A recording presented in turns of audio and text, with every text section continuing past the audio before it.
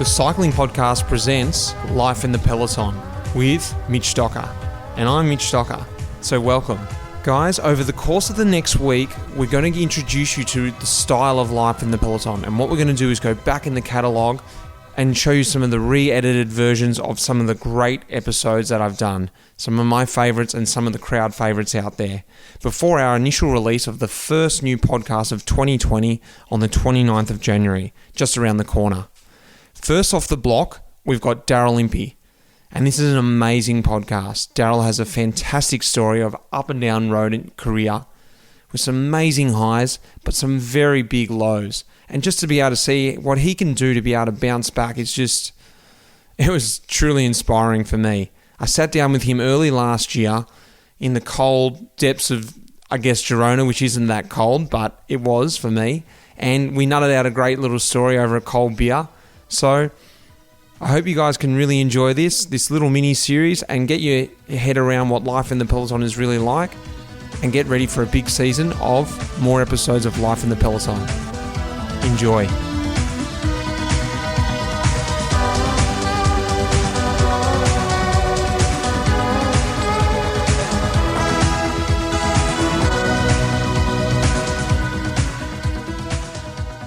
Welcome to Life in the Peloton. I'm Mitch Docker, and today we've got Daryl Impey, South African, and we're going to talk about Daryl's up and down his up and down career. And he's had many points in his career, I think, where the road could have gone left or right, and the road was much easier to go left, and he just went, you know what, I'm not done, I'm going to go back right.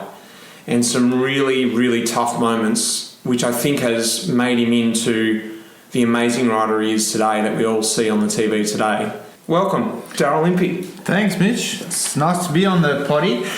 It's been I've seen so many other big names on here, so I'm doing something right to get a gig on the show. Yeah, so happy to be here.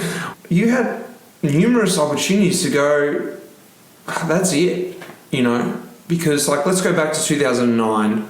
Tour of Turkey was the last stage. Last stage. It was the last stage. You're in the yellow jersey, coming into the sprint, the final sprint, and Theo Boss, who used to be a pro with Rabobank, came from behind and physically grabbed your jersey and pulled you off. I went back and had a look at it, and I vaguely had a memory of it, and I thought, oh yeah, I think Imps got bumped off into the barriers. I went back and had a look at his footage, and you're just like, how has that ever got away? And I think that was in the beginning of your career, almost a turning point then and there. Just run us through that quickly. What happened there? Well, it was just pretty much coming to the sprint. Final sprint, leader's jersey. I had a 1 second lead on a guy called David Malakane, and it was from Quickstep.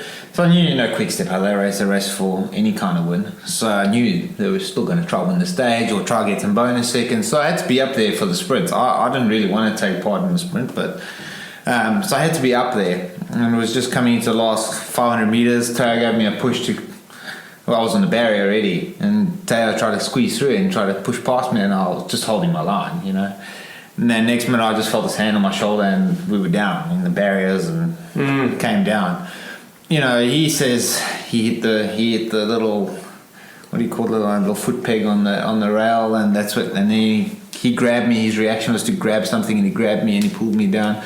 And still to this day I don't believe it. But and we've had a few races where we've ridden against each other. I think the last time I actually saw him was Tour of Alberta. And he actually was pissing down in the rain there, and we're at the back of the peloton. And he was like, hey man, I wanted to get up for a chat there, and I'm like, gave him half a hay. And then he was like, we got discussing or something, and then he's like, yeah, everyone's always discussing, this accident with me and you. And I was like, yeah, it wasn't just an accident, mate. This wasn't just like a quick little spill. And he was like, yeah, but they make always such a big deal about things, they keep on this, they still bring up this accident. Oh, it was pretty full on. It doesn't really, you don't really see things like that often. And that was the moment there. I just brought him up, pulled him up straight up and just said, right, you and me, buddy. No one else says to know. You can tell me right now if you crash me or not. On purpose. Tell me now. And he was like, no, you didn't do it. Yeah. And I still can't accept that. It's a hard one to. I don't think you have to. No, it's like I just watched the footage, and I think watch the footage. The thing is, we had no bad blood before that. We didn't have a bluey throughout the whole tour. It was the first time I actually raced tour, so we never actually run into each other. We had no issue during the race, so I couldn't work it out. I just know Rabobank was riding the last day for the sprint for him, that's all, and he was in a bad posse, and I was kind of the guy that took the brunt of it, but it was quite funny because then you had like Robbie Hunter, who's a South African and a good friend of mine, and he was like afterwards grabbing Theo in the hotel room. I always had a backup with Robbie in the beginning of my career. I always had a guy that stand up for me when no one else would, and it was funny because the UCI and all those people just like downplayed the incident. They're just like, relegated to the back of the bunch. Impey wins. He'll be happy with the win. And I think it was also because I was small fry. Yeah. I think Theo was this big World Cup Kieran champion, and he was this world champion. And I was just Daryl Impey just at the bottom there. Just like, he won the tour, and like, it's, And it was only when Lance Armstrong and Robbie McEwen and all these guys' Twitter had just actually started then. And I think I got like 10,000 followers just through that week of just Lawrence tweeting my name. And just saying how ridiculous it was, how the UCI hadn't dealt with it properly. And then I remember a few months later after I was in ICU for 2 weeks. And that's why, just before you go on, that's why I want to talk to you. The main point I brought this up was that moment there. What was the situation from that crash that you had to deal with in order then for you to go, well, what was the repercussions of that crash? So I'd broken my jaw and I'd fractured my L1 vertebra on my back. And you're in Turkey too? In Turkey, so I was in Turkey for a week in ICU there, and then I got transferred, did my first international transfer as a medical patient. First of many. Yeah, but this was like a repatriation thing, like bring them back to South Africa, bring the guy back home. And I remember, man, they took 9 seats in the economy class, so they laid them flat, and then they brought me up through the food truck. So I came in the thing that they used to bring the food up. And why wouldn't they just put you in first class? Wouldn't that be cheaper? I don't know. 9 seats. And then they flew 2 nurses with me too to like check up and check the vitals and all this stuff. Because I wasn't allowed to move. So I had to stay on my back for 2. I was on my back for 6 weeks. I was in a back brace. Do they put a curtain around? Nah, it was just like next to just random guys. It was the weirdest experience ever. But going through the food truck was like, and then coming through the aisle. Now they couldn't turn me to the side, and I had to go straight vertically. So I needed a person in front of me, a person behind me, and I was like, man, just don't drop me. I was just standing up straight, strapped in.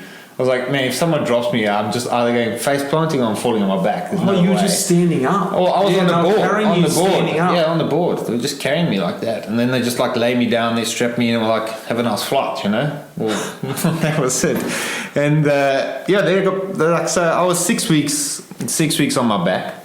So then back in South Africa, I was obviously back another 6 weeks on your back. On my back, yeah. The only time I could get out of bed was probably in the 5th week when I could roll over. So before that, anything I had to go to the toilet, things like that, it was just like 6 weeks. Yeah, it was pretty hectic. Patrick Alkani, he was like really concerned, It was only in South Africa they found out my jaw was broken. I kept complaining in Turkey saying I can't close my mouth, and they were saying no, you lost a tooth. But because the jaw had split that much, they said I lost a tooth, but the jaw had actually split that much that it looked like I'd lost a tooth. Because when we got back to South Africa, the guy counted my teeth. He's like, your teeth are, your jaw is broken, definitely. So I had to get the jaw wired shut. And then it was like elastic bands, and I had to get like liquid food for another 6 weeks. I remember I was like 60 kilos. Now I'm like 71, 70. So like I got down to 60 kilos pretty quickly. Lost all this muscle. And then it was the fight was on to get a contract again, because I remember Hunter saying to me, listen mate, it's great you got all these people and backing you and get well soon, Daryl, and you keep talking about your back. But did you want to get a contract straight away? I knew Bollywood was folding that year. We knew that. So I was like, knew it was going to be. But did that deter you, that crash? No, I was still like, no, I'm going to get back. My focus was, I'm going to get back to Europe. Yeah. I just went tour of Turkey. I was like, still like, Even And after I'm 6 winning. weeks in the bed, it just drove it. Yeah, I just wanted to get back. Yeah, okay. And When was Tour of Turkey? 2009 April. April. Okay, so it was early in the year. So I got back to Europe probably at the end of July, I think. I got back Racing? to Europe. I was racing. I did all the Italian one-dayers. At the end of the year? Got my head kicked in for the first 3 or 4. And then... When's this, in September? in October? September, yeah. You know, all those Emilia, Bighelli and all those races. I was just getting my head kicked in there. But Super lean. I remember Hunter saying to me, stop telling people your back, something's wrong with your back and you're trying to fix that because that's going to be your thing that's going to be against you when you need a contract. And I was like, oh, take advice when it's given to you, take advice, say nothing about your back anymore and just keep racing if you feel up to it. And I got, Even though your back was... Oh, my back wasn't screwed. 100%, but no, my back was fine. I'd done the proper rehab and I looked after it. That's why I stayed 6 weeks in bed so I could all mesh properly together and all of that. But I had to show the people that I could race again. Yeah. So it was about coming back, and that's when Johan Brunel gave me the contract to go to Radio Shack. And that was 2010. Yeah. So 2010, just 1 year with Radio Shack, Yeah. I saw. Was that just a 1 year contract and you thought they gave you a chance there? Yeah, I think they gave me a chance because I think they were hesitant with the back. Yes, I got a year contract there, and kind of, like I said, that was the time when I was like, you know, oh, okay, I've made it here. I thought, I'm in Radio Shack, I'm in Lance's team. You know, I flew to South Africa with Lance, like living the dream, you know, like, wow, rock star. And I kind of took it all for granted, I think. I kind of was just on this, like, I was doing my job, but you and I both know doing your job in cycling is not enough these days. No, it's not. You know, you do your job and you go the extra mile. That's what keeps you in the team. It doesn't guarantee a job, but it helps. So I think there I was just doing my job. And then at the end of the year, there were obviously guys from other teams that were doing a better job, and I struggled to find a contract. And that's when I signed with this amazing Australian team, which is Pegasus. Another little hiccup along the way. Good hiccup. This was a really good hiccup. That was like, you know, December. I think Ellie had come over. You know, we had our training camp in Noosa, which was a bit weird. We hadn't built like. So wait, rewind a sec. So you got to the end of October, and Radio Shack said, we're not going to sign you, or was it the vice versa? You found a contract with Pegasus and went, I'm going to go. Well, it was strange because I was asking Dirk de Mol, and Johan wouldn't pick up the phone. Normal Brunel style, wouldn't pick up the phone. Dirk de Mol couldn't get a straight answer out of him. He's the head director. He was like the head director, couldn't get a straight answer out of him. It was only Ekimov, who was also director there, and I said to Eki, I said, hey man, I can take bad news. I don't need good news all the time. If I don't have a contract yet, just tell me now. And even he was like, well, have you spoken to Johan? I'm like, yeah, have you tried to get hold of Johan? Yeah. It's not very easy to get hold of him. So, yeah, no, it's not looking good. And then I said, well, I have an opportunity to go to this Australian team. And then he said, well, if you have an opportunity, I suggest you take it. That was enough for me. I was like, okay, at least give me some kind of insight. So you initially weren't that positive towards Pegasus, and you're just like, well, now that I know Radio Shack is probably not going to happen, I'm going to go with this Pegasus. Yeah, exactly. And it wasn't because I believed, wow, Pegasus is going to be this amazing team. It was my actual only way out. To give a bit of background for people who don't know about Pegasus, it was like, I think, and you can fill the gaps, is that it was starting out as going to be this new Australian team, a lot of funding behind it. It was the old Fly V Australia team merging into the first Australian World Tour team, and they grabbed all these good riders to come. Yeah, they grabbed McEwen. I mean, there were a lot of us that were burnt by it. Robbie Hunter was in it, Christian Nees. I'm trying to think of all the other guys that were there. Ben Day was there. There was a lot of guys. There was heaps of guys. Johnny Cantwell. So what happened then? So it was December. I remember sitting at the local surfing club there with Robbie McEwen, and I just done a training camp in Noosa. It was like a really weird training camp because no bikes were built, nothing. We had one mechanic there. It was like, guys, if you've got time to build your bikes, build them. It was like weird. It was the weirdest camp ever. We had a lot of fun, but and I remember Swain Tuft was also there. And I'm like, man, this camp doesn't feel like a camp, like a team. Like it doesn't feel right. You know, we like went through and I'm like, oh, maybe it's the Australian way, you know, maybe it's a bit different. We'll check how it is. Maybe it's all fun and games until we race and then it's serious. And Henrik Redant was the director there, and he was like, no, everything is all cool. And then we're having a beer with Robbie McEwen because I stayed on a few weeks after to train there with Robbie, and my wife came over to visit. And we were just having like dinner, and Robbie said, "Hey, got to have a quick word with you at the bar quickly." I'm like, "Oh, okay." We go to the bar there. It was like, "Oh, you might want to order another beer, mate." I'm like, "Oh, standard." Yeah, all right. And ordered a beer, and he's like, "So I don't want to alarm you, but tonight you better make some phone calls to Europe." And I was like, "Well, what's up?" It's like, apparently this team's folded. There's no money. There's no sponsors. Gillette that was supposed to be sponsoring. It's Chris White that said he's got this magical team. Doesn't even have a team. He's got no guarantees in place. All of that. So you better phone Europe. And don't tell anyone, because the more guys you tell, the less chance you have of getting a contract. Yeah. I remember thinking, well, Robbie Hunter is not here, but he broke his ankle in South Africa. And I'm like, well, there's one guy who stood in my career that's always had my back. And I remember phoning Robbie and says, "Listen, man, I don't want to give you the bad news, but you're going to hear it probably tomorrow. Phone Europe, it's time, this has happened." And, obviously he phoned around and he actually grabbed my spot at Radio Shack.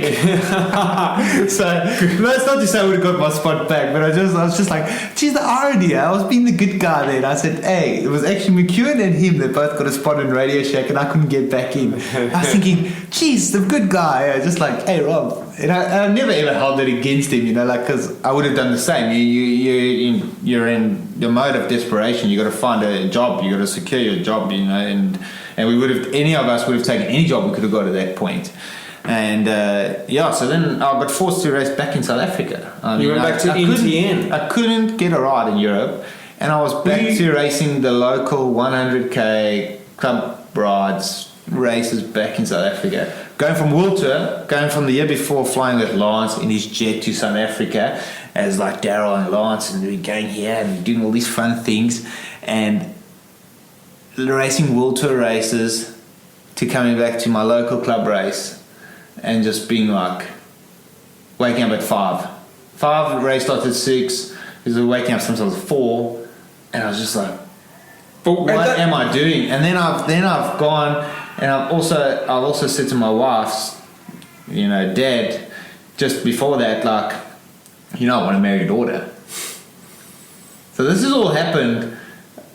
And I've asked Ellie to marry me. I've lost my job. I'm racing local races. And he's like, you're going to be able... In a joke, he said, are you going to be able to look after her? Yeah. And I was like, it is a joke, but it's probably not really a joke, because I would be asking the same question if I saw this. Well, this professional person who's just lost his job is now... You can see the pattern coming. He's gone from hero to zero. Where's he going from here? And were you shitting yourself? Were you like, how can I ever get back? I was pretty nervous, and I had Andrew McQuaid, I think, was my manager at that point, and I remember just haggling him, saying, "Listen, man," and he's like, "Well, there's nothing available." And I just remember going, right, just take matters into my own hand, and I'm just going to email every single person under the sun that I freaking know in cycling that can help me. And then once I saw it wasn't really going to work out, I actually, with MTN, which Doug Ryder, he had like a small vision then, and he was quite keen to get MTN to the next level. And I thought, well, maybe this is an opportunity. And I started helping him and introduced him to cycling service, and we tried to get some races on the go. What was MTN then? Was it Continental? Continental. Yeah. So we were doing this. So I did like Tour of Morocco, which is like a 10-day tour, and then you the race is actually the easy part. It's all the crap that's on the outside. Fighting for a seat on the bus, and fighting for dinner, and that's the real race. Like, you go to dinner with the scrum cap on, nearly. It's ridiculous. Like, those African races are such a different world. So gone from World Tour to that. And then, but it was funny because I was still trying to get back to Europe, and I thought, well, if I can't get into a European team, might as well try and push this MTN and Doug to see if we can get us overseas and at least do races where I can get seen. And to his credit, he actually did. He actually, we did sign a couple races to do in Europe and that, but it was actually just shortly after I won a stage in Morocco that Stephen Kotzer, who was part of NetApp, and he was signed as a classics guy for them. And he said... Oh, Koza, yeah, that's and right. He actually messaged me and said, listen, we need some more help in this team. Would you be interested in coming? I didn't know he had so much pull there. Well, he was seen as the big guy then. You know, he had done like a good roubaix, I think, the year before. Right. Maybe top 10 or something, somewhere around there. And the team had obviously invested in him. Yeah, and he actually got me. Did you know him at all? Didn't really know him. I knew him from Girona, but didn't know him super well. And so then I got in contact with Ralph. And next minute I spoke to Doug. Ralph, who was that? Ralph Aldag? No, Ralph. Sorry, who was? It's Ralph Dink. Ralph Dink, yeah. So I spoke to Ralph, and anyway, deal's done. Okay, cool. Spoke to Doug Ryder from MTN. I said, listen, this has come up. He said, all right, mates, we can have you there. You can go there, but look, this month is for free on us, on you, eh? So I remember riding like May for free, doing Turvy Rand, leaving Turvy Rand, and going then to Ralph Dink, and thinking to myself, geez, well, that was my bike clause, you know. It was such a funny thing. But I mean, so credit to them. I didn't have to no one had to pay each other out and all that, and I got back with NetApp, and my first race was Bayern Rundfahrt, and then I did Tour of Switzerland. Wow. So it was awesome to be included in the Tour of Swiss, because that was the big race, you know. It was a huge race. Were you at the level after being out of the World Tour so long? I think I'd worked pretty hard, and I was at a pretty decent level. I got in a couple of breakaways.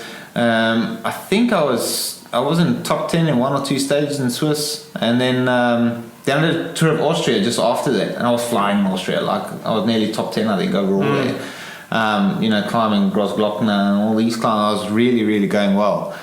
And that's kind of when Greenedge surfaced. But I was still in contact with Whitey and that during all this whole Pegasus thing, and I knew there was a new Australian team, so I was always trying to have like a bit of a keep me in mind.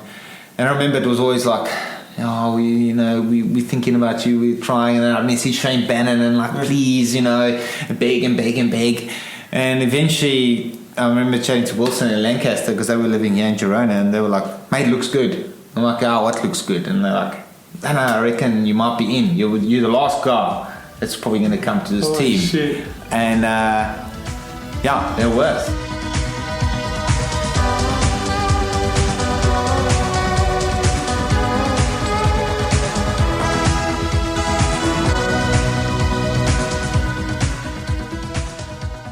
Well, that was your first taste, or if you're already a listener, another revisit to Daryl's story. I hope you really enjoyed it. Once again, that's one I frequently go back and listen to myself. So, just around the corner, coming up on the 29th, is our first episode with Jimmy Whelan. But before then, stay tuned for the next episodes coming up. Cheers. You have been listening to Life in the Peloton. The producer of this episode was Will Jones. The music in this episode was composed by Pete Shelley. Thanks, mate.